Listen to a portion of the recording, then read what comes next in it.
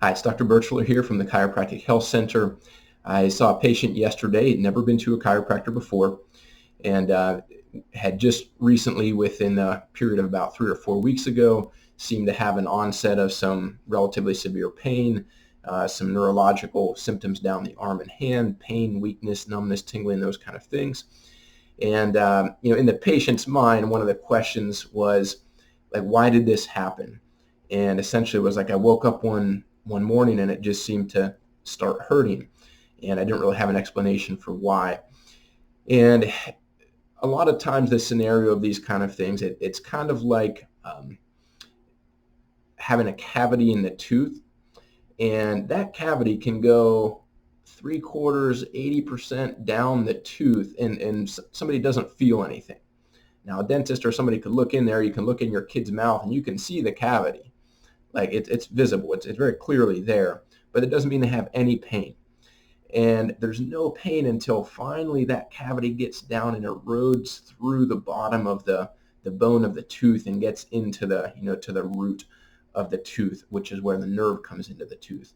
And now all of a sudden, boom, that thing hurts really bad because it's like down to the nerve, right? And so that's really the similar thing that happens with the spine. Is somebody's chugging along in life and stuff happens, and um, eventually the discs start to wear down in the spine. So if you look at the spine, the cushions in between the vertebrae start to wear down.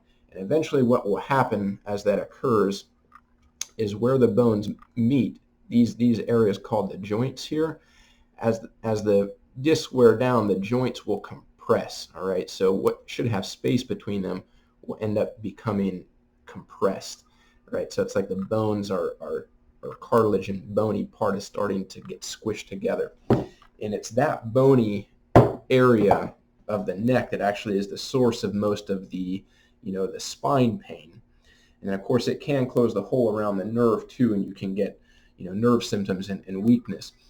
But understand that thing can be pretty far gone, and then finally it just gets to that point where there's enough compression, it starts to rub and grind, irritate, inflame.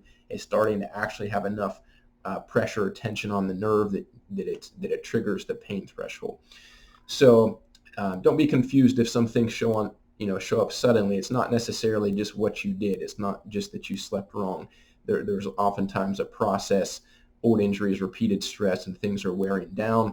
It's hanging on by a thread, and then finally it becomes symptomatic, right? So hopefully this helps answer the question of why. People always want to know why.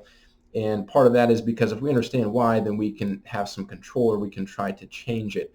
But I think some people stay stuck in why mode. And commonly when you're having a problem, it's great to know why, but the key thing is know what to do to get better, what to do to help it.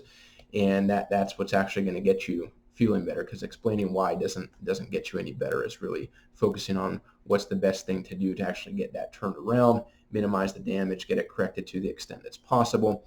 And so, of course, we want to offer good guidance to a patient on that, in addition to helping them kind of understand why it may have developed in the first place. Hope this is helpful to you, and thank you for watching.